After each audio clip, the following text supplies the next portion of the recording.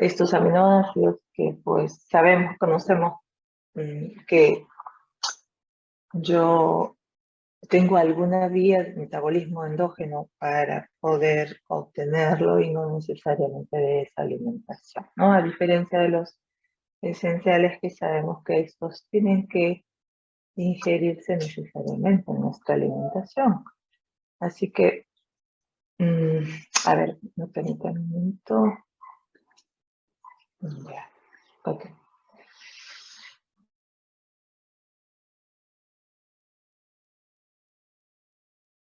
Utilizamos para sintetizar proteínas que son alrededor de 20 aminoácidos.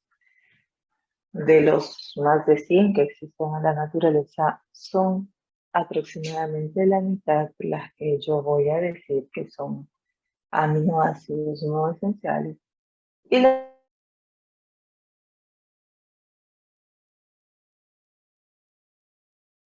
yo tengo que ingerir en esta dieta, pues las bacterias y las vegetales van a ser capaces de poder sintetizar estos aminoácidos esenciales, así que yo me voy a valer de estas, de este, estos alimentos y los voy a consumir, por lo tanto, en mi alimentación. De ahí los voy a adquirir.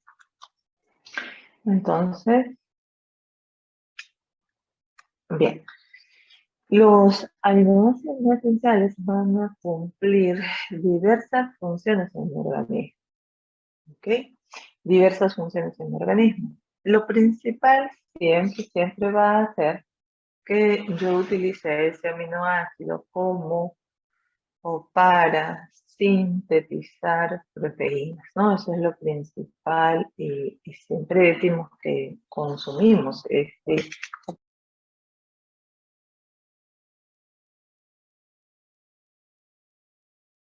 normalmente están recambiando en el organismo. Pero además, vamos a ver y aprender hoy de que ciertos aminoácidos no esenciales me van a servir para poder sintetizar otros aminoácidos no esenciales también. Ok. Entonces voy a poder sintetizar otros aminoácidos no esenciales que ahora vamos a ver cuáles. También participa en el metabolismo de, por ejemplo, en el ciclo de Krebs, por ejemplo, en el ciclo de la urea que hemos visto.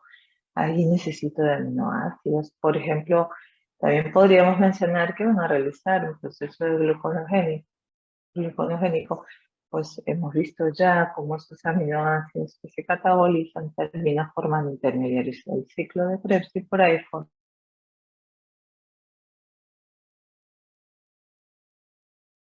estos aminoácidos en la formación del grupo E, por ejemplo, en la formación de la colina, en la formación de etanolamina, ATP, ADP, etc. Por eso es que yo requiero sintetizar estos aminoácidos en mi organismo. La mitad son esenciales, dijimos, y la otra mitad son no esenciales. Acá tenemos en este grupo a los aminoácidos considerados esenciales. Son 10. Tengo allí a la arginina, la histidina, isoleucina, leucina, lisina, metionina, fenilalanina, tironina, triptófano y valina. De estos 10, ustedes deben decir, pero la arginina se sintetiza en el organismo, entonces no debería estar en este grupo, ¿cierto? Porque yo he visto que la arginina en ese ciclo de la urea se va a llegar a formar. Entonces, ¿por qué yo estoy considerándolo dentro del grupo de aminoácidos esenciales? Porque a pesar de que este aminoácido se sintetiza en un organismo, la cantidad que se sintetiza, y esto principalmente en los niños, ¿no? Los cuales sabemos que tienen poca actividad de ese ciclo de la urea, pues no va a ser la cantidad suficiente para las demandas de este aminoácido. Por ello es que se requiere pues estar en forma exógena en mayor cantidad. Otro aminoácido también considerado como esencial y que es importante en los niños, en los bebés, dar también en mayor cantidad es la histidina, ¿no? Este es otro aminoácido importante en niños, además de otros dos, como lo son metionina y fenilalanina. Metionina, aminoácido esencial, no lo forma en mi organismo, pero yo sé que, y ahora voy a aprender, si es que aún no lo sabemos, de que el aminoácido metionina me sirve para yo poder formar otro aminoácido, pero eso es un aminoácido ya no es considerado como un aminoácido no esencial. De la metionina, yo voy a sintetizar aminoácidos cisteína. De repente, si ya han revisado el catabolismo de aminoácidos, que ya lo hemos visto, ustedes deben recordar de que la metionina cuando se cataboliza llega a formar el aminoácido cisteína. Entonces, prácticamente ese catabolismo se vuelve la vía de biosíntesis de este aminoácido cisteína, ¿no? Ahora estamos viendo, bueno, y vamos a ver acá muchas reacciones que hemos visto en el catabolismo que se dan en forma inversa para hablar más bien de biosíntesis de estos aminoácidos, ¿no? Por lo tanto, yo tengo que consumir en la dieta de este aminoácido metionina cantidades suficientes, considerables, de tal manera que me asegure eh, que tenga ya el aminoácido metionina de por sí para cumplir con sus funciones o la demanda de síntesis de proteínas, pero además que me asegure la formación de este otro aminoácido, que es el aminoácido cisteína, ¿no? Entonces, por eso es que nos dice acá al final de que debo consumir en grandes cantidades de este aminoácido, al igual que el aminoácido fenilalanina. El aminoácido fenilalanina también en su catabolismo llega a formar otro aminoácido considerado aminoácido no esencial, que es la tirosina, ¿no? Fenilalanina es esencial, pero también va a suceder lo mismo que acá. Yo tengo que consumir grandes cantidades de fenilalanina de tal manera que me asegure la formación de este otro aminoácido no esencial, que es la tirosina. ¿Ok? Y los otros dos, perdón, el otro grupo de aminoácidos no esenciales vendrían a ser, allí está alanina, está asparagina y aspartato, tengo a la cisteína, tengo el glutamato y la glutamina, a la glicina, prolina, serina y tirosina. Todos estos son considerados aminoácidos no esenciales, o sea que hay una vía de síntesis en organismos, ¿no? Entonces, esta es la que yo voy a revisar, ¿no? Esto es de acá. Veamos. Entonces, empecemos a hablar sobre la biosíntesis de estos aminoácidos. Para hablar, bueno, de esta síntesis lo vamos a ver ahorita en forma general, ¿no? Vamos a iniciar viendo un esquema general de la biosíntesis de aminoácidos y luego vamos a entrar ya a mayor detalle. Yo aquí en este gráfico puedo observar de que unas reacciones que ya hemos visto muy comunes en este proceso de síntesis van a ser las reacciones de transaminación.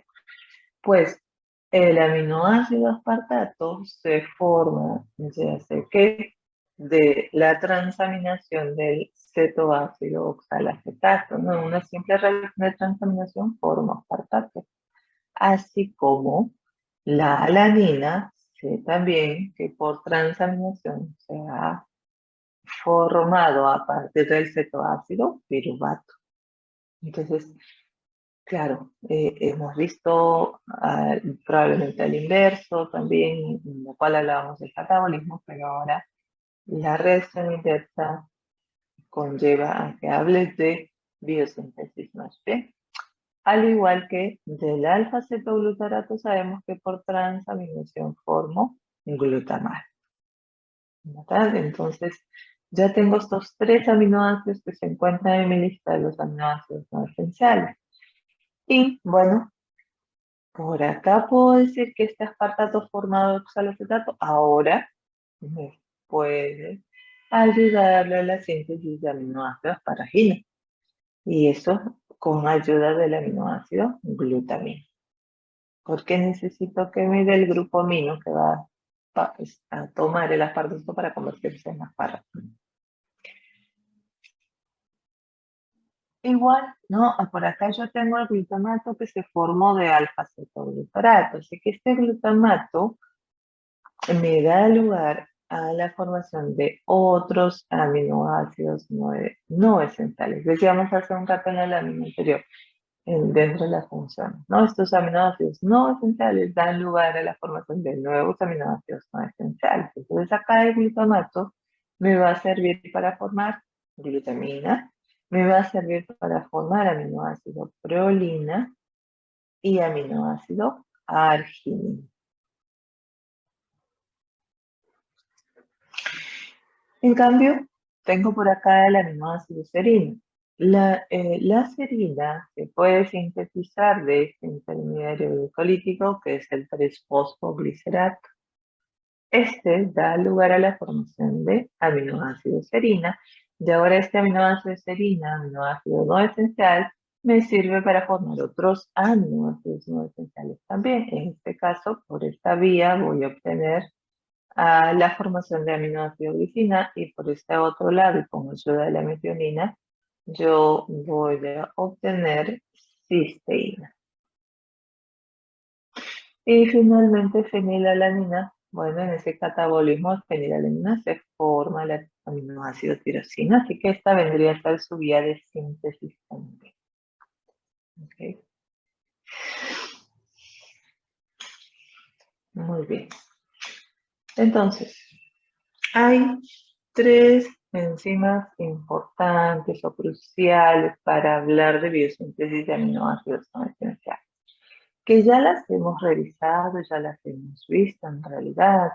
Nosotros hemos hablado de la alfa-glutamato deshidrogenasa, hemos hablado de la glutamina sintetasa y claro de las transaminasas, ¿verdad? ¿Qué hacía el alfa-glutamato deshidrogenasa? Va a incorporar ese grupo amino al cetoglutarato para que se forme el aminoácido glutamato. En este caso estoy viendo en ese sentido de la reacción en la cual voy a realizar síntesis, ¿no? La síntesis de este aminoácido glutamato. La glutamina sintetasa sintetizará glutamina también por una aminación del aminoácido glutamato se forma glutamina y luego las transaminasas que también en su momento hemos visto cómo es que participan formando nuevos aminoácidos. Esta es la glutamato deshidrogenasa que catalizaba esta reacción. Recordemos que esta me ayuda, bueno, en su momento lo vimos en el sentido de derecha a izquierda, ¿cierto? Cuando hablamos de que, bueno, ese glutamato se examina para liberar esos iones de amonio en el hígado para que pueda empezar ese ciclo de la urea, ¿no? Y claro, ahora lo estoy viendo en forma inversa, en la cual más bien se va a unir este ion amonio con el alfa-cetoglutarato para formar glutamato, aminoácido glutamato.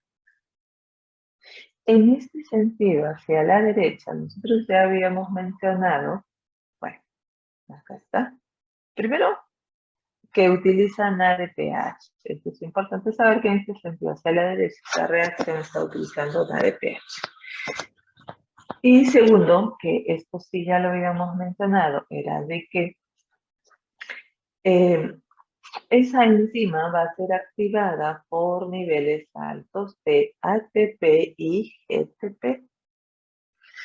Y nosotros decíamos, pues si tengo niveles altos de ATP y GTP, tengo suficiente energía. Entonces el sentido de la reacción se va de izquierda hacia derecha, pues puede utilizar este alfa-cetoglutarato, que es intermediario del ciclo de Krebs, ¿no?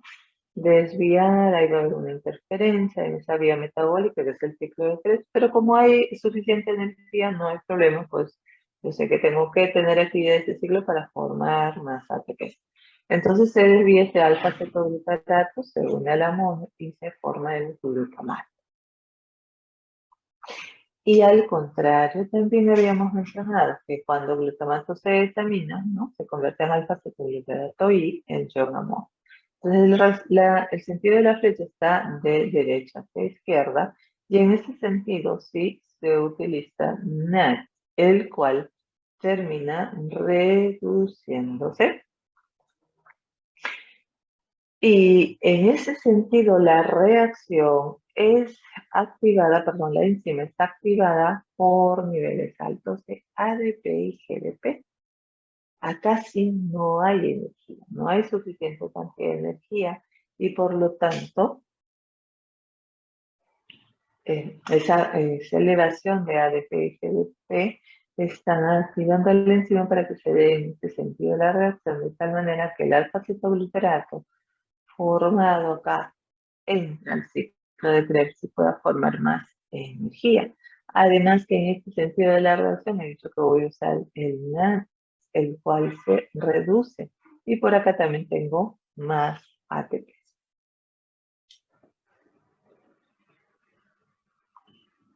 Bien. La otra enzima que mencionamos era la glutamina sintetasa, ¿no? La glutamina sintetasa que en su momento hemos visto, hemos dicho de que sintetiza glutamina a partir de los amonios que se liberaron producto del catabolismo de aminoácidos, ¿no? En tejidos extrahepáticos, tejidos periféricos, el músculo puede ser, o otros tejidos, en el cual toma al aminoácido glutamato. Fíjense, este es mi aminoácido glutamato que tiene este radical, su grupo carboxilo, su grupo amino, su hidrógeno, y como R tiene este CH2CH2CO. Entonces, siempre es mencionada de que acá este grupo, este ion amonio está entrando acá como grupo amino, ¿ok? Y se convierte entonces en aminoácido glutamina. La diferencia entre glutamina y glutamato es ese grupo amino que ha ingresado a esta estructura con ayuda de ATP y gracias a la enzima glutamina sintetasa. Se forma glutamina y también una molécula de agua.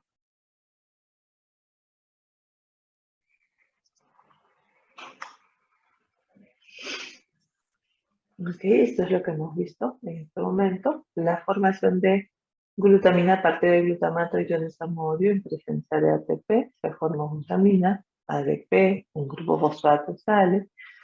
Entonces, esa glutamina me va a servir, bueno, siempre los aminoácidos, su principal función es la de síntesis de nuevas proteínas. Va a ser uno de los aminoácidos que me servirá para formar o sintetizar proteínas. También nos dice que la glutamina sirve como dador de nitrógeno en varias vías biosintéticas, por ejemplo, en los de las purinas, ¿no? En la formación de citosina. Allí va a dar su nitrógeno esa glutamina. La glutamina también es muy abundante en circulación, ¿cierto? Ya hemos dicho también eso, pues decíamos de que esta glutamina se está sintetizando justamente para transportar ese amonio liberado, ¿no? Y que, pues si no, si viaja solo sería una sustancia tóxica para nuestro organismo. Entonces la glutamina se va hacia el hígado, se va hacia el riñón, dijimos, y en el hígado y en el riñón hacen esta reacción inversa mediante la enzima glutaminasa, la cual nos va a ayudar a liberar esos iones amonio nuevamente, ¿no? Entonces, bueno, está saliendo acá como amoníaco y entra a realizar este ciclo de la. En el caso de las transaminasas, bueno, ya hemos visto, ya para recordar nada más, sabemos de que los aminoácidos alanina, aspartato y glitámico se van a formar a partir de los cetoácidos, piruvato, oxaloacetato y cetoglutarato respectivamente, ¿no? Y estos sabemos que son intermediarios del ciclo de Krebs, así que puedo decir que viene el metabolismo de los carbohidratos. Eh, sí es muy común que el glutamato se forme a través de la glutamato deshidrogenasa, pero también participa mucho acá en estas reacciones de transaminación. Bien, vamos a empezar entonces a hablar sobre este primer grupo de aminoácidos no esenciales y la vía de síntesis de cada uno de ellos. Bueno, en este primer grupo vamos a ver cómo se forma la alanina, cómo se forma asparagina, aspartato y glutamato y glutamina, ¿no? Bueno, ya sabemos que por reacciones de transaminación, estos tres primeros se van a formar, ¿no? De piruvato forma alanina, de oxalacetato forma aspartato y de cetoglutarato forma el glutamato. Y ya luego el aspartato me sirve para formar asparagina y el glutamato forma glutamina por una aminación. Se realizará entonces reacciones de transaminación. Acá está el piruvato, este es su radical, este es su R, y ese piruvato está recibiendo el grupo amino acá adentro, y se está convirtiendo en el aminoácido alanina, de los cuales sabemos que el radical es el mismo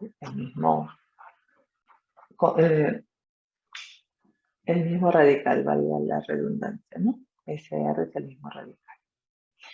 Entonces, oxalacetato tendrá igualmente el mismo radical que el aspartato, ese es su R. Se ha transferido el grupo amino de ese aminoácido acá en el en este carbono donde está la acetona, ahí entró el grupo amino.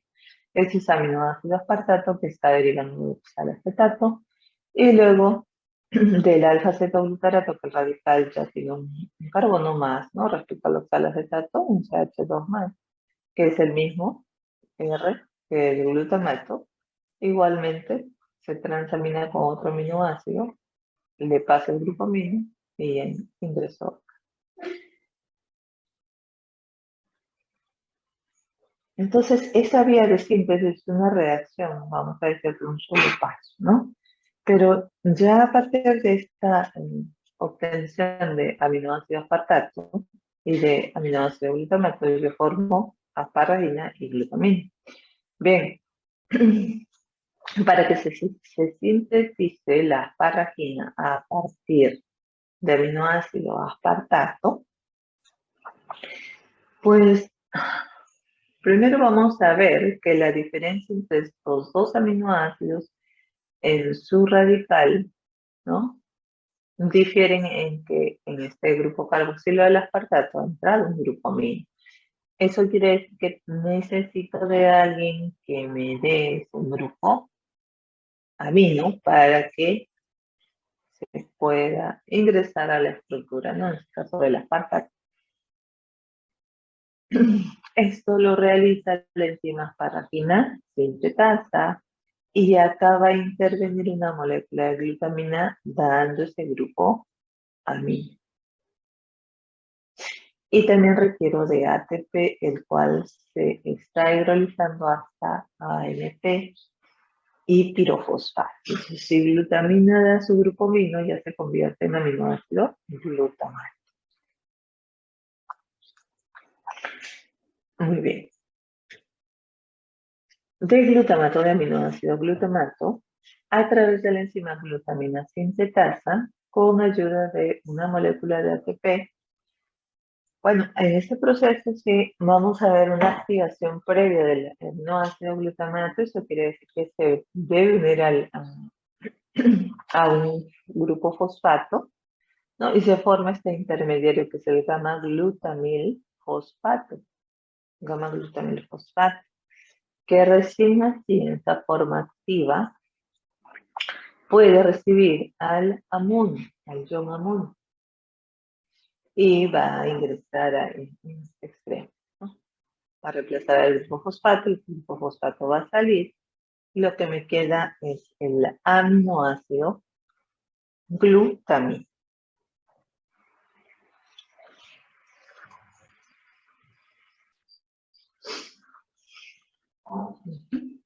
Nos ha pasado entonces que he formado alanina a partir de piruvato, o sea, el acetato formó aspartato y luego parafina, y alfa-cetoglutarato ha formado glutamato y luego estamos formando la glutamina. Formados el glutamato, ahora este es el precursor, digo, de otros aminoácidos. En este caso, había mencionado de aminoácidos prolina y arginina, pero acá también el glutamato puede ser un precursor del aminoácido arginina. ¿Ok? Vamos a ver entonces esta vía en la cual tomo glutamato para llegar a arginina y al aminoácido prolina.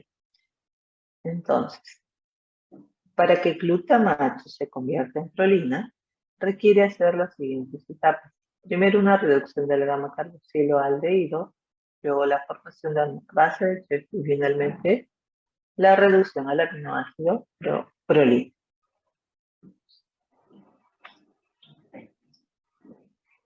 Bueno, yo les había dicho que como estas reacciones son prácticamente lo inverso a lo que estábamos viendo, el catabolismo, ¿no?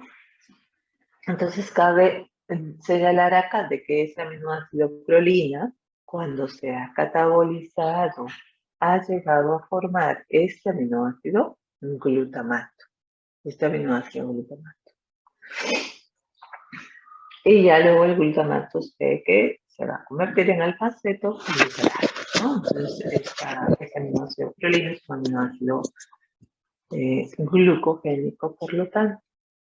Bueno, acá lo que va a suceder es primero la reducción, dice, del grupo gamma-carboxilo, ¿no? De este glutamato, el gamma-carboxilo, se reduce a un aldehído. Para ello se requiere previamente de que se fosforile su estructura del glutamato, ¿no? Por eso es que acá yo estoy viendo a una enzima que es la glutamilcinasa, que con ayuda de ATP está fosforilando el glutamato en este extremo y se está formando el glutamato 5-fosfato. Y después ese glutamato 5-fosfato nos dice acá que es inestable y se reduce a glutamato 5 semialdehído. Entonces por acá una deshidrogenasa va a catalizar este paso en la cual va a sacar este grupo fosfato y este grupo carboxilo se reduce a un aldehído y forma el glutamato 5 semialdehído.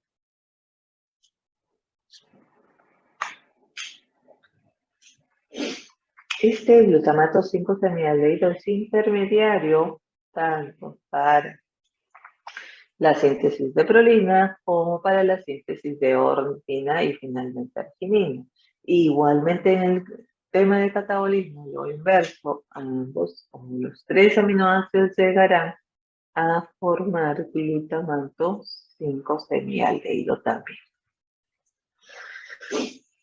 Bueno, pero estamos viendo la vía de síntesis para llegar hasta el aminoácido prolina. Entonces, este glutamato 5 semialdehído, ahora en una reacción espontánea que no requiere de enzima, se va a ciclar esa estructura de esta manera y me va a quedar la estructura ahora como delta 1 pirrolina 5 carboxilato.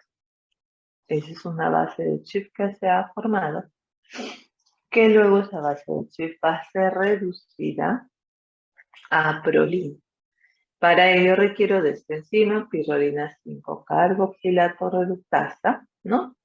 Y se está reduciendo este doble enlace a un enlace simple como vemos acá.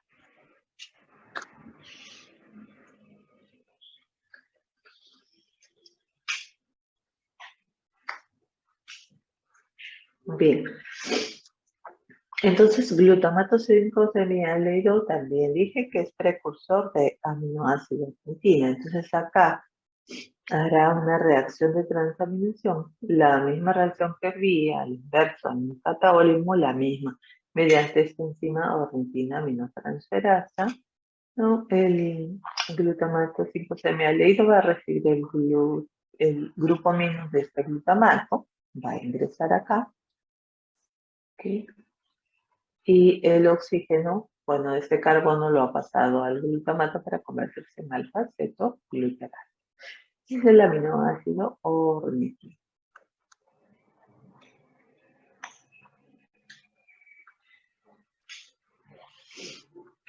Formada la ornitina, ahora, pues ya después que hemos estudiado el ciclo de la urea, sabemos que la ornitina es el precursor, ¿no?, de la vía cíclica del ciclo de la urea, que necesitamos ornitina, decíamos, y necesitamos de carbamoil fosfato. Entonces, acá,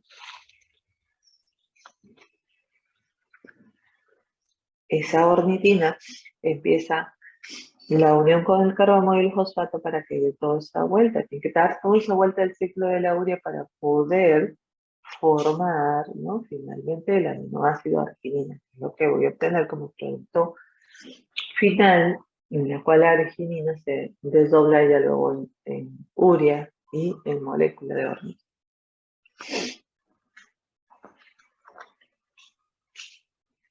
Ok.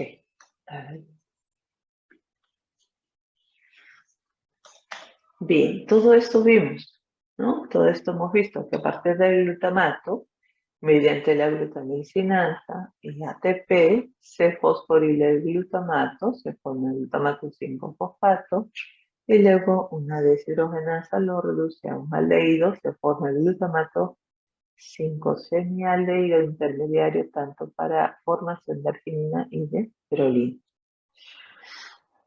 Esta estructura luego se cicla, ¿no? Se forma esta base de chip, la delta 1 pirrolina 5-carboxilato, que una reductasa lo reduce en este doble enlace a un simple enlace, que vendría a ser ahora la molécula de pirrolina. Por este otro lado, el glutamato 5-semialdehído, decíamos de que por transaminación puede formar ornitina, ¿no?, mediante la enzima ornitina aminotransferasa. Pero ya luego esa ornitina entra a toda esa vuelta del ciclo de la urea y finalmente llega a formar arginina.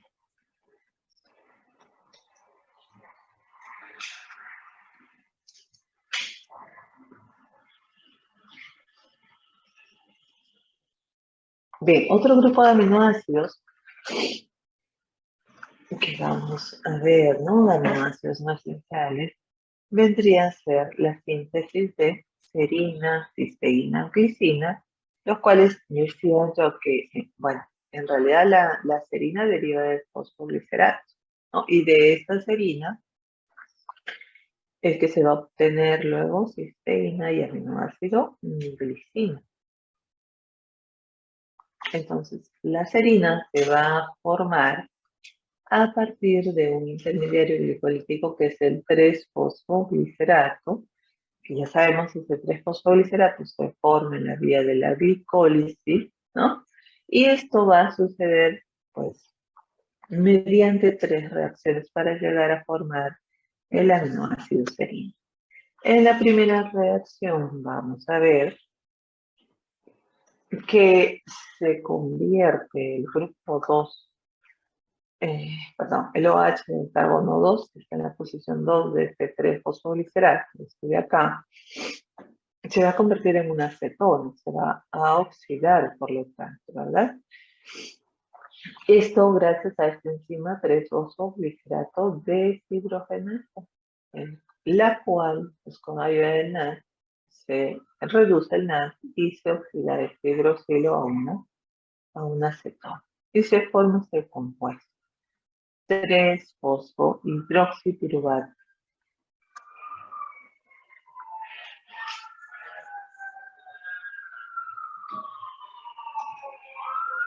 Esa es la primera reacción. En la segunda reacción voy a ver una reacción de transaminación.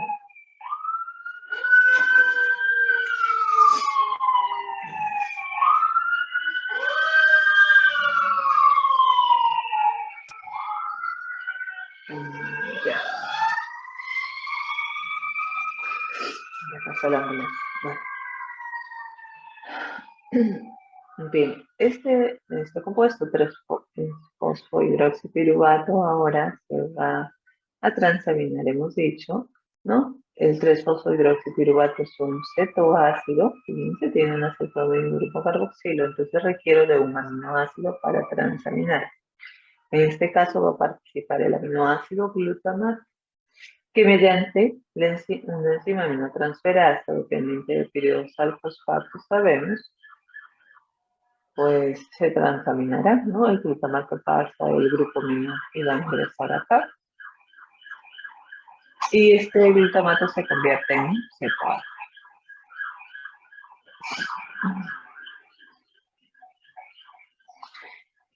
Este compuesto formado se parece a la serina, ¿sí? Ya prácticamente serina, excepto que acá en este CH2, que tiene este oxígeno, debería estar un hidrógeno para que sea serina. En este momento todavía tenemos el grupo fosfato, este vendría a ser el 3-fosfoserina, decimos, ¿no? 3-fosfoserinas que luego la 3-fosfoserina, pues mediante esta enzima, fosfoserina fosfatasa, sacará este grupo fosfato, sale e ingresa un hidrógeno en esta estructura y se forma el aminoácido serina.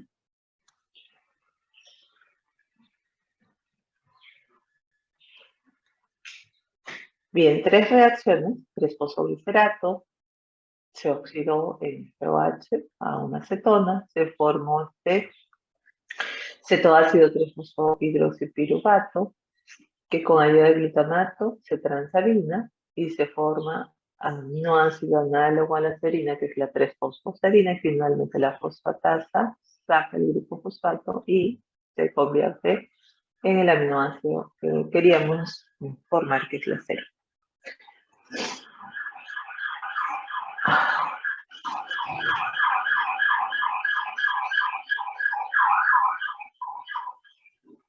Respecto a la regulación de la síntesis del aminoácido serina, vamos primero a decir que esta síntesis se va a realizar principalmente en hígado y en riñón, y que la regulación va a estar dada sobre dos enzimas que participan en esta vía de síntesis.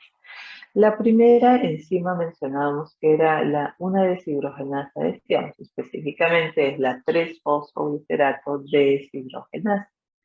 Y la segunda enzima sobre la cual se va a dar la regulación viene a ser la última, la fosfatasa, la fosfoserina fosfatasa. ¿Okay? Entonces, ¿qué sucede acá? Bueno, vamos a leer acá. Dice, aumenta la síntesis de serina por inducción de síntesis de formación de esta enzima 3-fosfoglicerato deshidrogenasa. O sea, si no hay suficientes moléculas de serina, pues induce a que se sintetice esta enzima, la 3-fosfoglicerato deshidrogenasa. ¿Para qué? Para que empiece esa primera reacción de las tres que tiene que realizar para obtener finalmente serina, ¿no? Y otro es, porque dice, bueno, aumenta la síntesis por suspensión de la inhibición de retroalimentación de la fosfoesterina fosfatasa. La fosfoserina fosfatasa hace este último paso que dijimos, ¿no? De fosforilo, saca el grupo fosforilo y se convierte en aminoácido serina.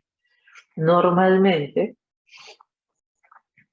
cuando hay concentraciones altas de este aminoácido serina, por retroalimentación inhibe esta enzima.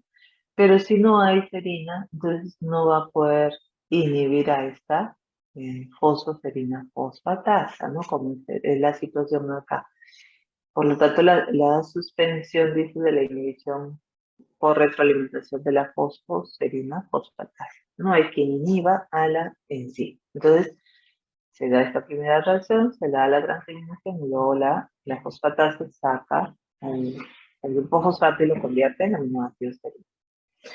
Y por último, disminuye su síntesis porque, uno, esta alta concentración se supone de serina, ¿verdad? Hay suficiente, por eso necesitamos que se inhiba esa síntesis. Entonces, ¿qué hace esta alta concentración de serina? Uno es que reprime, dice, la síntesis de la 3-fosfoglicerato deshidrogenasa, que no se sintetiza esta enzima, ¿no? Inhibe esa síntesis de la enzima. Y otro es que inhibe la actividad de la fosfoserina fosfatasa por retroalimentación, ¿no?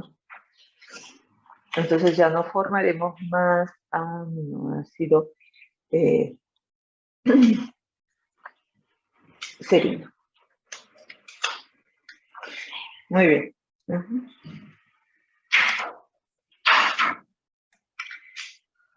Bien. Formado ya el aminoácido serina a partir del 3-fosfoglicerato, ¿no?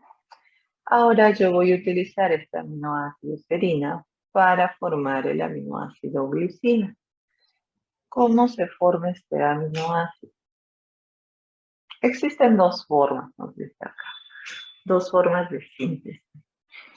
La primera es la ruta principal en la cual la serina se convierte en glicina por acción de esta enzima serina hidroximetiltransferasa en una reacción que se produce N5N10 metileno-tetrahidrofolato en presencia de piridoxalfosfato. Voy a formar aminoácido glicina a partir del aminoácido no esencial serina, ¿cierto? Serina, formo glicina.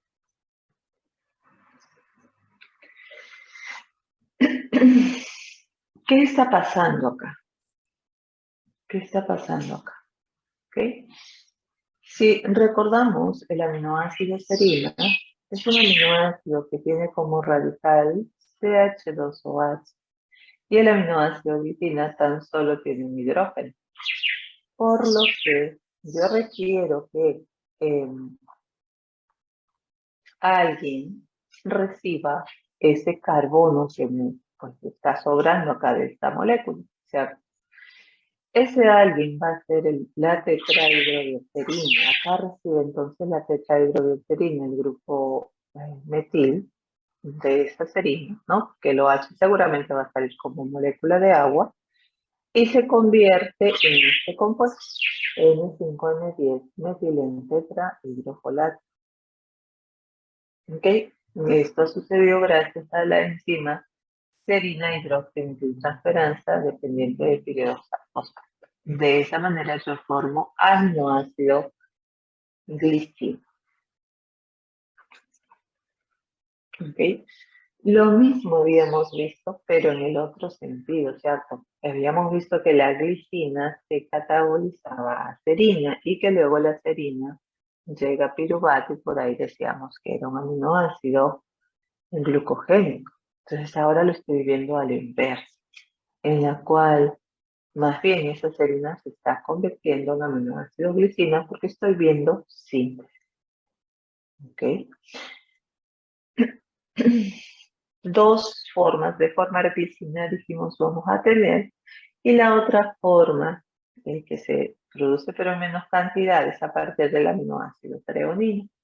Este es mi aminoácido treonina, aminoácido que empieza con T. Recuerdan que cuando vemos catabolismo decíamos que los aminoácidos que empiezan con T son glucogénicos y cetogénicos, ¿correcto? Entonces este compuesto se está partiendo en dos estructuras, que por un lado está saliendo la parte en roja como acetaldehído, y lo que está quedando prácticamente vendría a ser la molécula de la glicina. En realidad lo vimos así, fíjense. La treonina, mediante la enzima treonina aldolasa, es que desdobla en dos esta estructura para salir como aminoácido glicina por acá y el resto como acetaldehído que luego recibe a la coenzima A para convertirse en acetil-CoA. Entonces, si forma acetil-CoA la treonina, decíamos que es un aminoácido cetogénico, y al formar glicina, de ahí se convierte la glicina en serina y la serina en piruvato, por lo tanto, vendría a ser por ese lado un aminoácido glucogénico. Bueno, pero estoy viendo vía de síntesis, entonces este propio catabolismo de la treonina prácticamente vendría a ser la vía de síntesis de este aminoácido glicina.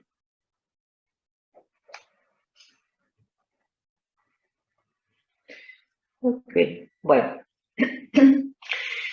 Ahora, también del aminoácido serina, yo voy a formar aminoácido cisteína, exacto. Además que formo glicina, dije que voy a poder formar aminoácido cisteína a partir de este aminoácido no esencial serina. Y esto también lo hemos visto en el catabolismo del aminoácido metionina. Vimos que ese catabolismo, en ese catabolismo, la metionina se forma primero con una molécula de ATP, se va a transformar en el S-adenosilmetionina, SAM, que luego el SAM, sabemos, dona grupos metilos, aceptores de grupos metilos, y se convierte en S-adenosilo-homocisteína, y ya luego pues se separa la adenosina de la homocisteína, que era libre, y decíamos que esa homocisteína eh, bueno, sigue el trayecto de catabolismo y en ese trayecto de catabolismo pues llego a formar aminoácidos cisteína. ¿Y cómo es que se da eso? Pues esa molécula de homocisteína se une al aminoácido serina, por eso es que estamos diciendo que en esta síntesis yo voy a utilizar el aminoácido serina, ¿no? En realidad acá interviene la serina, pero dependería de ambos, tanto de la metionina como de la serina, porque sin metionina no tengo homocisteína.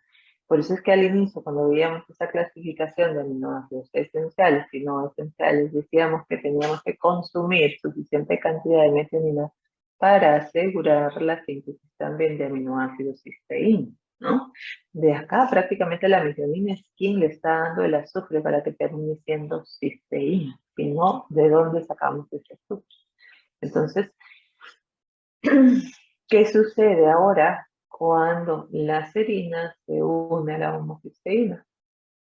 Pues se condensan toda esta parte, fíjense, siempre les digo que la serina tiene como radical CH2OH, esa es. Pero acá el OH está saliendo con el hidrógeno de este extremo sulfidrilo que tiene la homocisteína y sale como molécula de agua. Por lo tanto, este carbono se está uniendo al azufre de la homocisteína y se está convirtiendo en este nuevo compuesto que es la cistationina. ¿Ok? La cistationina.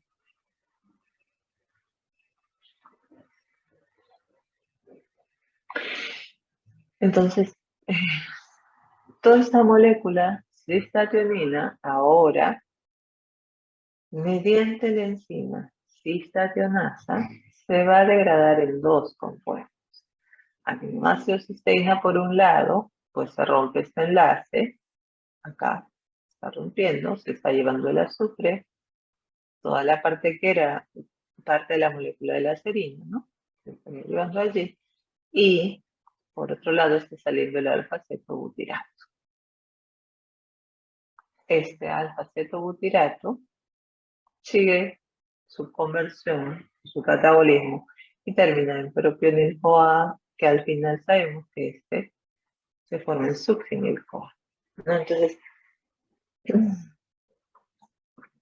Si hablamos de metionina y quiero saber qué tipo de aminoácido vendría a ser, pues vendría a ser un aminoácido glucogénico, ¿verdad? Porque está llegando finalmente a formar succinil-CoA.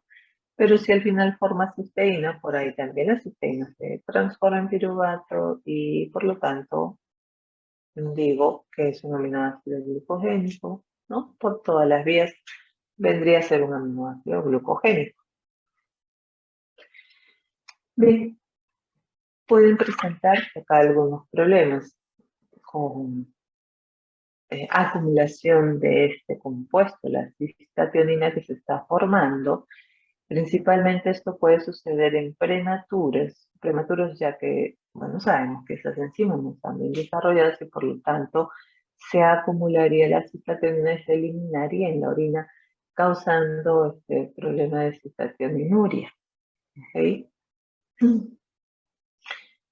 Si recuerdan en la lámina anterior, yo decía que requiero de la enzima cistationasa para poder degradar a este compuesto cistationina en dos, ¿no? En cisteína y en alfa-cetobutirasa. Entonces acá los niños prematuros pueden tener este problema con esta enzima, así como personas adultas también puede existir una deficiencia genética sobre esta enzima también, causando el mismo problema de cistatonina. Otro problema podría ser para que se empiece a acumular esa cistatonina y se excrete en la orina, pues que haya una deficiencia de vitamina B6, ¿no? De dioxina, de tal manera que la enzima pues no tendría actividad porque depende de la piridoxina, ¿no? También podríamos estar eliminando allí la cistatonina en esa. ¿Ok? Esto lo vemos acá también. Acá está. Depende de vitamina B6, ¿no? Esta cistatonina. Bien. Y por último, tenemos acá el aminoácido tirosina. En realidad el aminoácido tirosina vendría a ser el aminoácido no esencial que se está sintetizando a partir del aminoácido esencial fenilalanina, que dijimos que yo requiero consumir cantidades adecuadas de esa fenilalanina, ¿cierto? Para poder garantizar la formación también de este aminoácido tirosina. Pues la fenilalanina en su catabolismo forma tirosina, ¿no? Prácticamente es la vía de síntesis de este aminoácido. Pues requiere de la enzima fenilalanina hidroxilasa, requiere de oxígeno, ¿no? Y de este cofactor, la tetrahidrobiopterina, como transportador de electrones. ¿Quién va a dar el hidrógeno? Con el oxígeno que está participando en esta reacción, se hidroxila la fenilalanina y anillo benceno y se convierte en aminoácido tirosina. Y la tetrahidrobiopterina se transforma en dihidrobiopterina, que luego debe reconstituirse, decíamos, mediante la dihidrobiopterina reductasa, ¿no?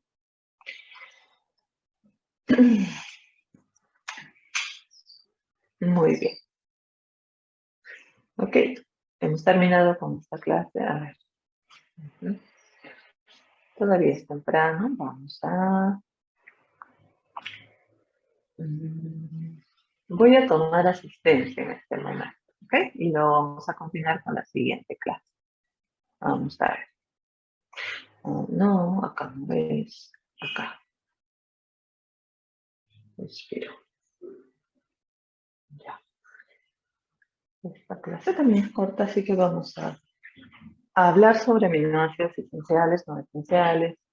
Y acá estamos introduciendo un nuevo término que sería aminoácidos condicionalmente esenciales. ¿Qué llamamos condicionalmente esenciales? Primero, nosotros acabamos de ver cuáles son esos 10 aminoácidos considerados esenciales y los otros 10 considerados no esenciales. Pues a estos que los habíamos llamado esenciales, ahora les vamos a llamar indispensables, y a los que les llamamos no esenciales, les vamos a decir dispensables, ¿ok? Indispensables, dispensables porque se supone que si es un no esencial, se sintetiza en el organismo, entonces puedo o no, puedo consumirlos o no. Bien, pero les hablé de otro término, ¿no? De los condicionalmente indispensables. A ver, mi señal está un poco lenta. Ya. Acá está nuevamente mi clasificación como indispensables a los esenciales. Estos de todas maneras lo requiero en mi dieta. Los dispensables verdaderos, o también llamados no esenciales, y los condicionalmente indispensables prácticamente sería como un semi-esencial. Esenciales, nosotros habíamos mencionado 10 aminoácidos. En este momento tengo 4, 6, 8, solamente 9 aminoácidos. Dentro de este grupo existía el aminoácido, lo habíamos puesto ahí, el aminoácido arginina, que ahora lo veo que ha pasado a este grupito de los condicionalmente indispensables o semiesenciales, ¿no? Porque yo sé que la arginina se sintetiza en mi organismo, ¿no? Se sintetiza en mi organismo, pero que habíamos dicho, pues, van a haber ciertas situaciones en las cuales yo requiero de este aminoácido en mayor cantidad y no cumple, no suple lo que se forma en mi organismo. Entonces, de este grupo de aminoácidos no esenciales que yo sé que se sintetizan en mi organismo, ahora, de los 10 que tenía, ahora solo tengo 5 aminoácidos, fíjense. Solo ha quedado allí alanina, ha quedado el aspartico, asparagina, glutámico y el aminoácido serina. Solamente han quedado estos 5. Eso quiere decir que los otros 5, ¿no? Han pasado acá, a este grupo de condicionalmente indispensables o semi-esenciales. ¿Por qué los he pasado allí? Porque, claro, estos se sintetizan en mi organismo. Yo acabo de aprender de que el aminoácido cisteína se sintetizó a partir de metionina y serina, ¿no? Sí se sintetiza en el organismo, pero también no es la cantidad adecuada o suficiente.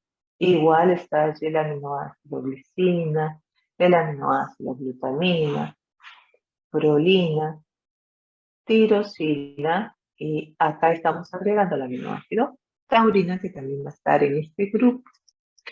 Entonces, ¿qué es un aminoácido condicionalmente indispensable? ¿Y qué es un dispensable verdadero? Primero, un dispensable verdadero, ¿no? Que ha quedado acá, pues, de los 5 que les mencionaba, es aquel que es sintetizado a partir de otros aminoácidos o metabolitos nitrogenados en cantidades suficientes en cualquier circunstancia fisiológica o patológica. Ya este grupo, siempre voy a tener de este aminoácido. Así esté pues cursando con alguna enfermedad muy complicada, la demanda de este aminoácido siempre va a estar allí en el organismo, siempre lo voy a sintetizar y voy a tener las cantidades adecuadas. En cambio, el condicionalmente indispensable viene a ser el que también, ¿no? Se sintetiza a partir de otros aminoácidos, otros compuestos, pero su formación está limitada en determinadas circunstancias, en alguna condición patológica seguramente.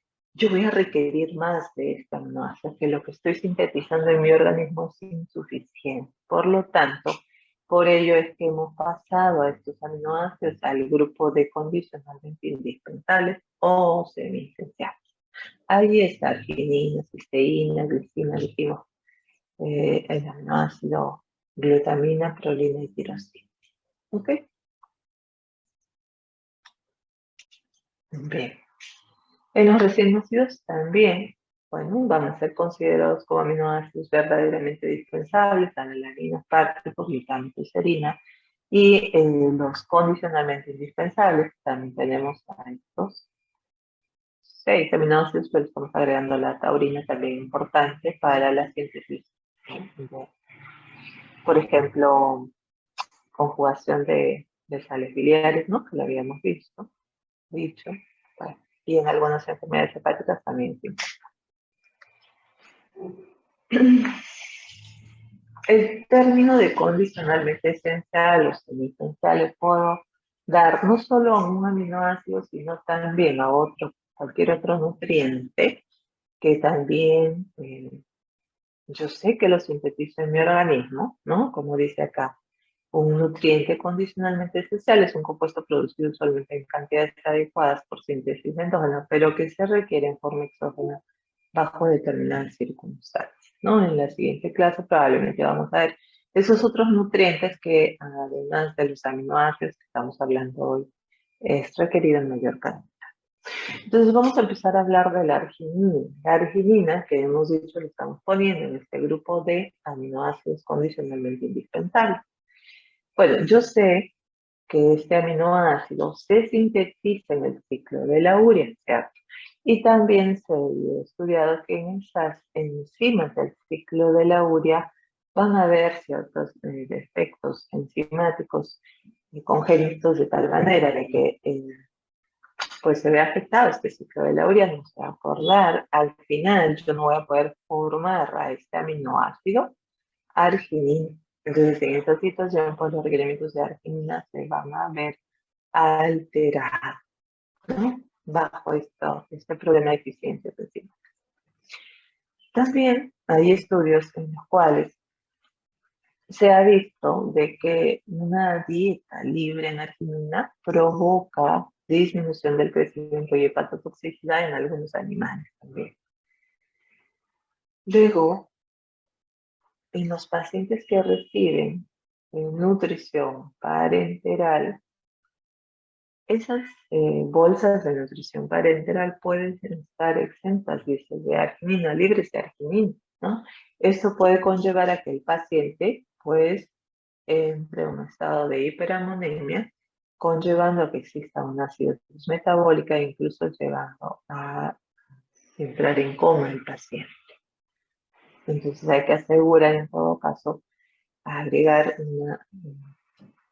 en forma exógena la arginina y unas botellas de arginina que se pueden también transfundir al paciente que recibe nutrición enteral o parenteral para prever esto, ¿no?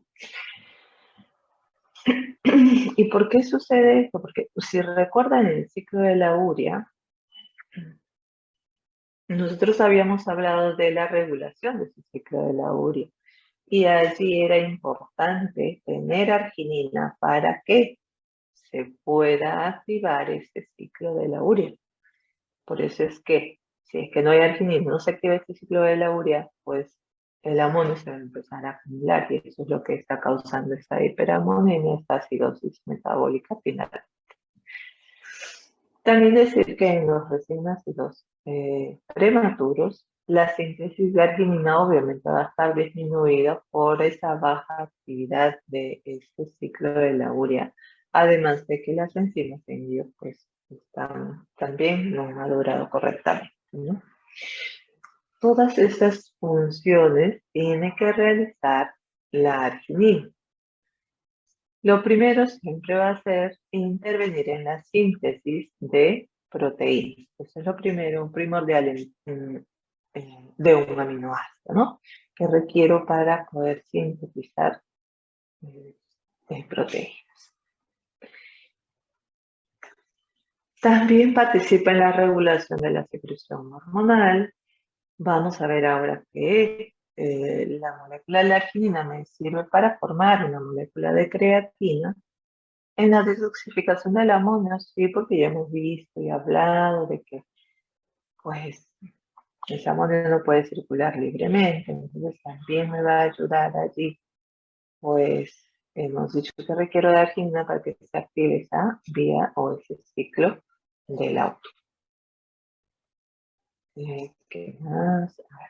Bueno, en la activación de la síntesis de la tetrahidrosterina, en la síntesis de óxido nítrico también, en la síntesis de amatina. Bueno, todas estas funciones tiene que realizar este aminoácido arginina. Entonces la demanda va a ser grande. Por eso es que en las situaciones patológicas o en estas situaciones que hemos mencionado, como niño prematuro, etcétera, o pacientes que reciben nutrición parenteral, es necesario dar en forma exógena este nutriente. Bueno, las recomendaciones de arginina sugieren de que se debe consumir en el día entre 4,2 a 10 gramos, 10,1 gramos de arginina al día. ¿Y de dónde voy a obtener arginina? Bueno, arginina hay en distintos alimentos. Tenemos en las carnes, en los pescados. Hay estos concentrados proteicos que venden de arroz y de leguminosas que también tienen una gran cantidad de este aminoácido. Frutos secos, la sandía, las algas tienen este aminoácido. En cambio, en las leches y sus derivados, el contenido de arginina es bajo.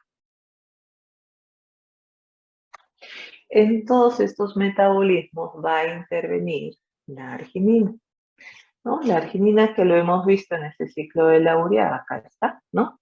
Que empezó con la ornitina, el carbamoil fosfato, ¿no? Dio esta vuelta del ciclo de la urea y acá la arginina se desdobla en dos, en la molécula de urea y en la molécula de ornitina. Esta es la que se forma a partir de arginina. Se forma también agmatina a partir de arginina y luego estos dos me sirven para formar poliamina. Arginina también es, bueno, esto es lo principal, ¿no? Síntesis de proteínas, pero formo creatina, dijimos, formo óxido nítrico también, ¿no? Es importante por eso. Pero además de esa vía de síntesis en este ciclo de la urea en el intestino, también podría formar o sintetizar arginina a partir de glutamato y de glutamina. Pues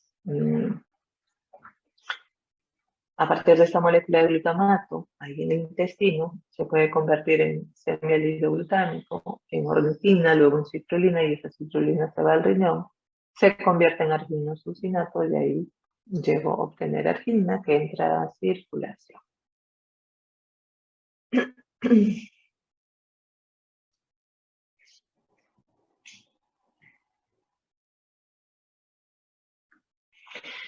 Dentro de las funciones que mencioné, la arginina pues es importante para la síntesis de proteínas, ¿verdad? Entonces la demanda, dice acá, de arginina puede superar la disponibilidad, principalmente en los niños que están en crecimiento, en desarrollo, ¿no? Entonces allí va a necesitar más y claro, como ellos están utilizando todas sus proteínas, todos sus aminoácidos y los está reteniendo, pues la actividad de este ciclo baja, disminuye, por lo tanto la formación de esta arginina en esta vía principal también va a estar alterada en ellos, ¿no?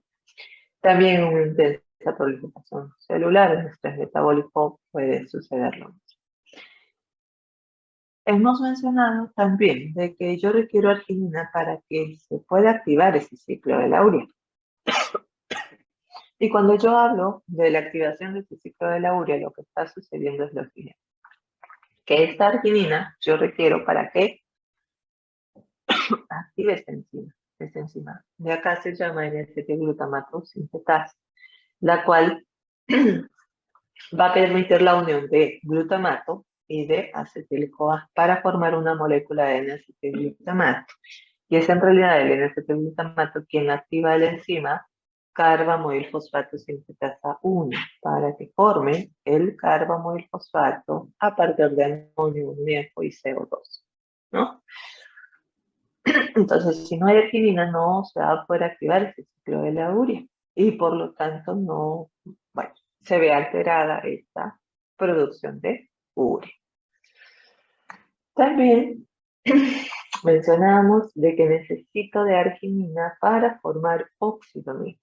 Pues acá estoy formando óxido nítrico a partir de arginina mediante la enzima óxido nítrico sintasa, dependiente de tetrahidrobiopterina, de oxígeno, par, NADPH, etc. Formo citrulina y óxido nítrico. Ese óxido nítrico que deben haber estudiado en fisiología o lo van a hacer es vasodilatorante, agregante y enterogénico. También requiero arginina para formar creatina. creatina se forma de una molécula de arginina. Acá hay 3 aminoácidos involucrados. Arginina, glicina, y bueno, más adelante, aminoácido metionina. Ahí está. ¿Qué sucede acá? Que arginina y glicina se unen. En realidad, este nitrógeno de la glicina se une a este carbono y sale toda esta parte de la estructura como aminoácido ornitina. Ahí está, sale. Y esta parte ya se unió al nitrógeno de la glicina, ¿no? Este compuesto se llama ácido guanido acético, el cual requiere metilarse en este nitrógeno, tiene que entrar un grupo metilo, y yo sé que las sustancias que me dan grupos metilos, pues viene a ser el S-adenosilmetionina, ¿verdad?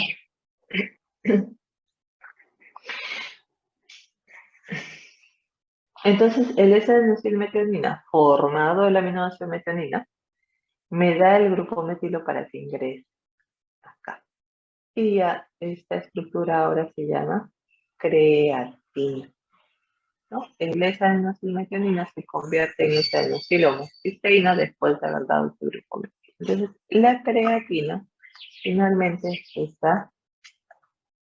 eh, está allí en el músculo, ¿verdad? Para almacenar energía para el momento en que el músculo necesite de energía inmediata, pues pueda convertirse en creatinina y de formar un ATP en este proceso.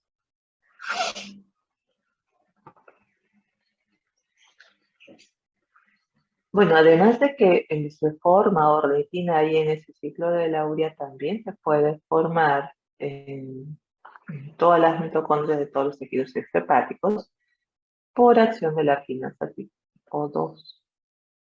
Se forma también ornitina. Es importante decir que acá la prolina, por esta vía que habíamos visto justamente en el catabolismo del aminoácido, prolina y ornitina, estos llegan a formar un intermediario que es el glutamato 5. Se me ha leído que luego se forma el glutamato. Bueno, de ornitina puedo entonces obtener glutamato, y de ornitina por acá también puedes llegar a formar la prolina y la prolina en colágeno. Entonces, esto puede ser la forma de explicar de por qué la arginina puede estimular en la curación de las heridas, en quemaduras, en diabéticos, ¿no? Cuando se aporta este nutriente de este aminoácido arginina. Al formar ornitina, arginina al formar amacina, pueden formar poliaminas importantes para la activación y proliferación celular.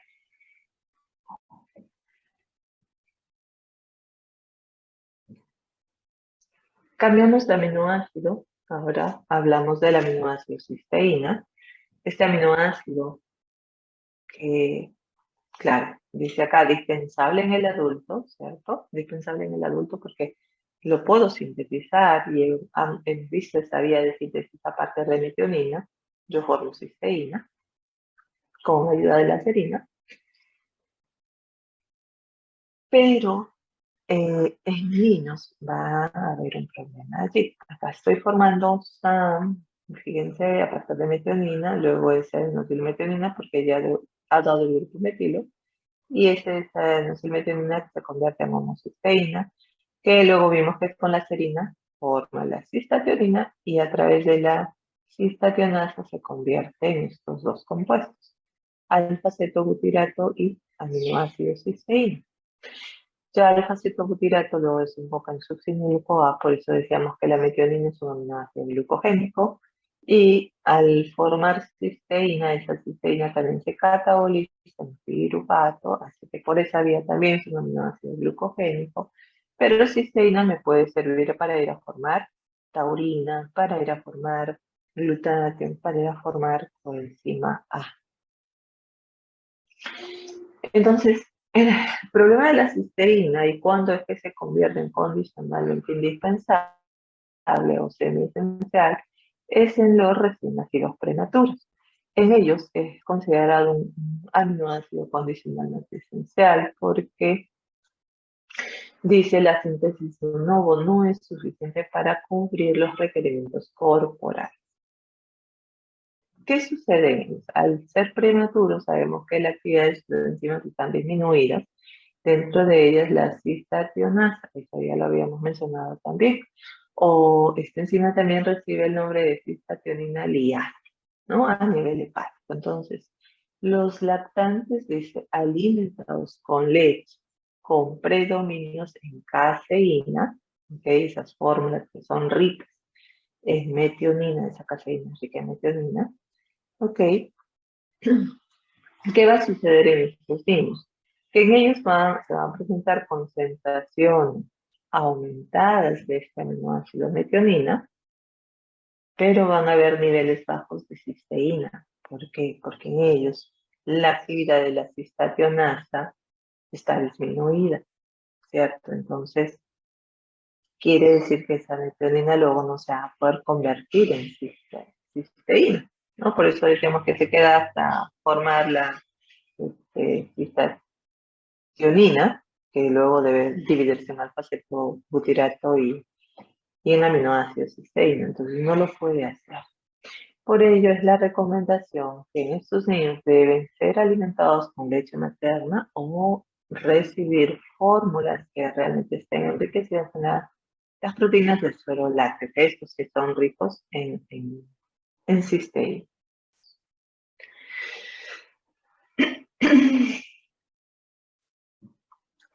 Bueno, ¿qué más nos dice del aminoácido cisteína?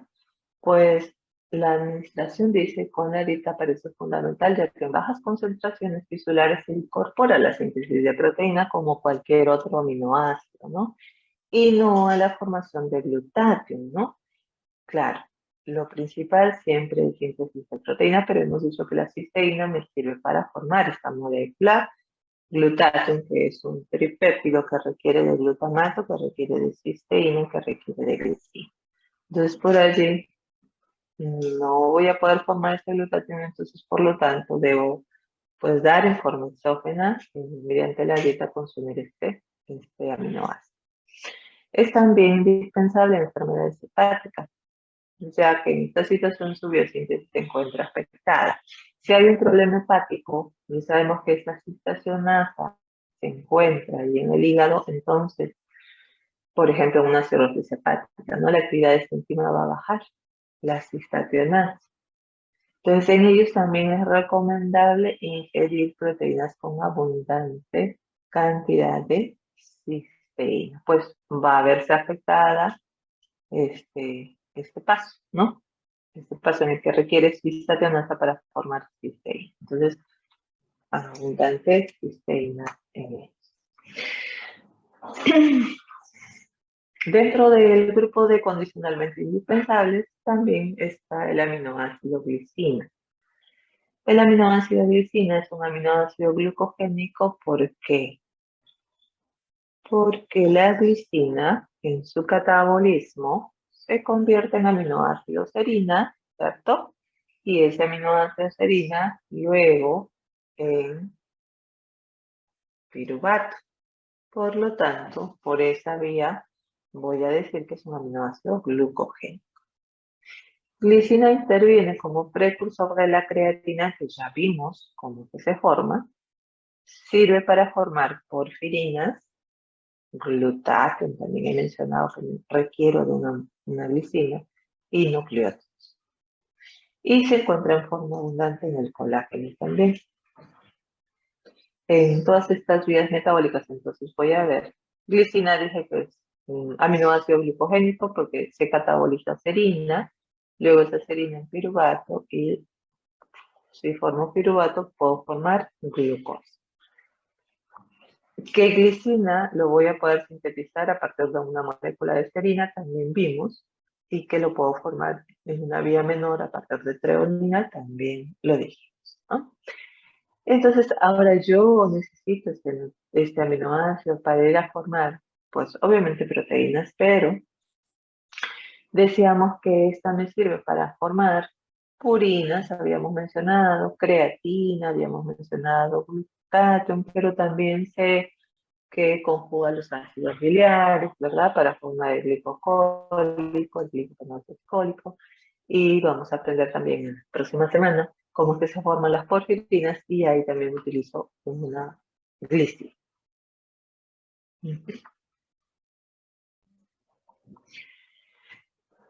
Esto ya lo vimos, la formación de la creatina, ¿cierto? A partir de arginina, glicina, acá está entrando la glicina, formo ácido guanilo acético y luego se metila, ¿cierto? Con el S-adenosinutrenina y forma la creatina. Interviene en la formación de estos anillos de purinas, decíamos, pues la glicina está dando ahí su nitrógeno, está dando su carbono, sus dos carbonos en realidad, ¿no? Para formar estos anillos. Se recomienda una ingesta media de glicina alrededor de 3,2 gramos al día. Hay estudios que evidencian también que la glicina es un aminoácido condicionalmente indispensable o esencial en lactantes prematuros, pues es responsable del bajo crecimiento en niños pretérmino alimentados exclusivamente con leche materna. La leche materna es bajo en glicina. Por lo tanto, en ocasiones los requerimientos de este aminoácido pueden no ser satisfechos por la madre lactante. Glutamina es otro aminoácido que está en este grupo de los condicionalmente indispensables, ¿no? Ya sabemos que es un aminoácido no esencial, pero en condiciones fisiológicas normales. Y además hemos dicho que este aminoácido abunda en nuestro organismo. Siempre hemos dicho que se forma en gran cantidad. Sin embargo, hay estudios que demuestran de que es considerado como condicionalmente indispensable o esencial en situaciones como un estrés metabólico, como por ejemplo sepsis, estrés quirúrgico, politraumatismo. Entonces acá la demanda de la glutamina aumenta y el organismo es incapaz de sintetizarlo en cantidades adecuadas. Entonces requiero de más glutamina, ¿no? La glutamina, dice, es el más abundante en la sangre, ¿cierto? Siempre lo hemos dicho. Se encuentra en mayor cantidad en todas las células, constituye el 61% de los aminoácidos de los músculos. Y junto con la alanina, habíamos hablado también de que pues, nos ayuda a transportar ese nitrógeno, ¿no? Hacia el hígado, hacia el riñón. Y representa la mitad del total de todos los aminoácidos corporales, la glutamina. Todas estas funciones tiene que realizar la glutamina. Regula la secreción de insulina, la reducción de la producción de glucocorticoides, interviene en la síntesis de purinas, pirimidina, ornitinas, citrulina, arginina, prolina y asparagina. Constituye como un reservorio de nitrógeno, pues en su molécula lleva 2 nitrógenos y lo hemos visto que se forma justamente para ir a dar ese nitrógeno a otros tejidos como el hígado o el riñón. Regula la expresión génica, la inmunidad, es utilizado como combustible metabólico para los tejidos de rápido crecimiento como el sistema inmunitario, por ejemplo, o el intestino. Inhibe la apoptosis celular, participa en la síntesis de aminoazúcares y glucoproteínas y regula el equilibrio ácido básico a nivel renal.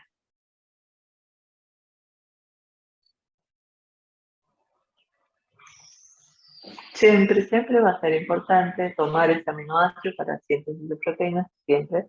Todos los aminoácidos sabemos que hacen esto.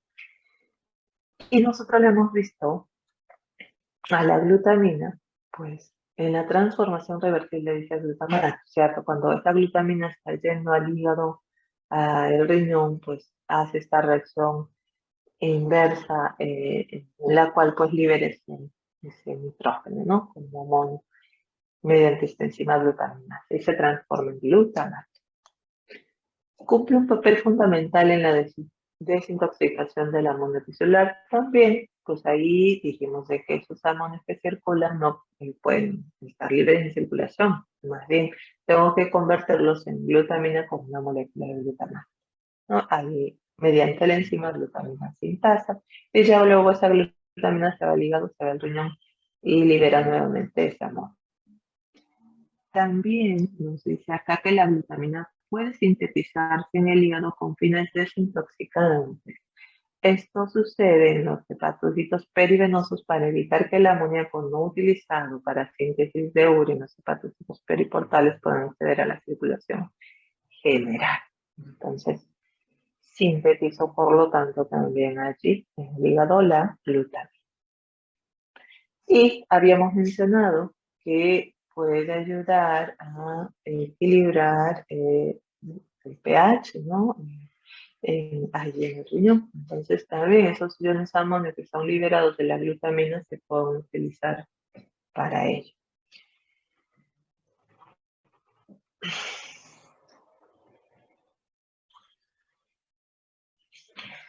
Mencionamos que también la glutamina participa en la síntesis de nucleótidos y justamente este es la estructura de un anillo de purinas, ¿no? En este caso de pirimidinas también está interviniendo la glutamina dando ese nitrógeno. Acá también está dando su nitrógeno para que sea parte de esta molécula o de este núcleo.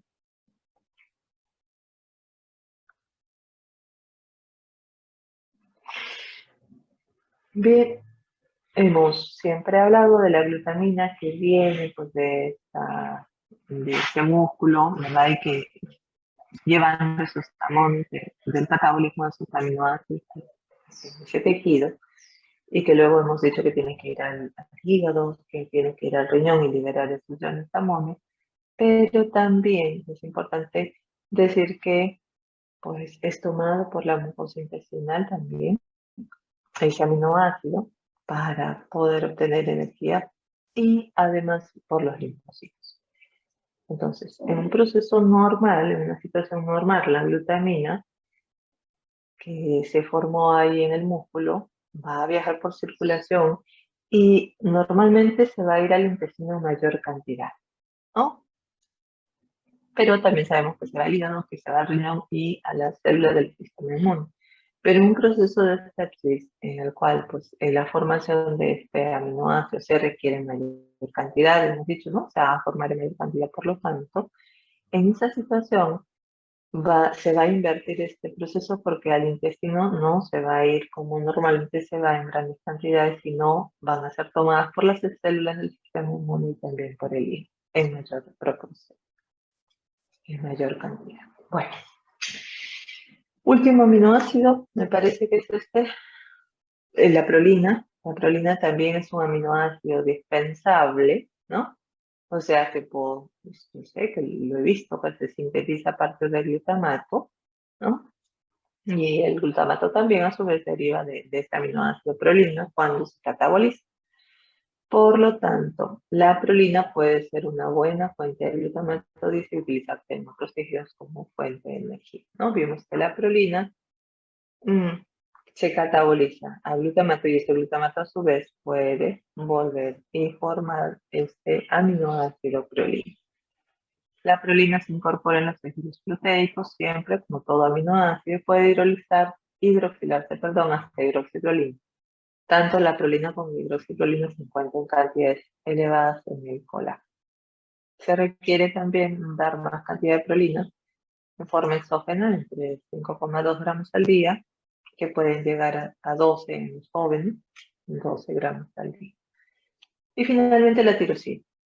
La tirosina es considerado un adulto sano como un aminoácido dispensable, pero ciertas situaciones patológicas, por ejemplo, en una enfermedad hepática eh, o en una insuficiencia renal crónica, la actividad de esta célula hidroxilasa es baja y en esa situación sí lo considero como un aminoácido condicionalmente indispensable, ¿no? Y en los recién nacidos prematuros también la actividad de esta enzima fenilalanina hidroxilasa es deficiente y causando problemas de acumulación de fenilalanina, ¿no? Ahí hablábamos, cuando vimos catabolismo de fenilalanina, hablábamos de fenilalanina transitante. Entonces hay que darle en forma exógena la cantidad de tirosina, pues no va a suplir, no se va a poder formar a partir de fenilalanina, y la ingesta media recomendada es de 2,8 gramos al día, llegando hasta 6,4 gramos al día en adultos. Bien. Ok, terminamos entonces por el día de hoy. Ya pasamos a asistencia y recordarles que hemos reprogramado los exámenes. Yo sé que la señorita Reyes debe haber comunicado a todos, ¿no? El examen va a ser el día 23, el de carbohidratos miércoles. Y van a tener examen seguiditos, así que miércoles 23 carbohidratos, el 30 tienen examen de proteínas, el 5 tiene examen de seminario y el 7 tiene un examen de ácidos nucleicos para finalizar el curso. Bien, chicos.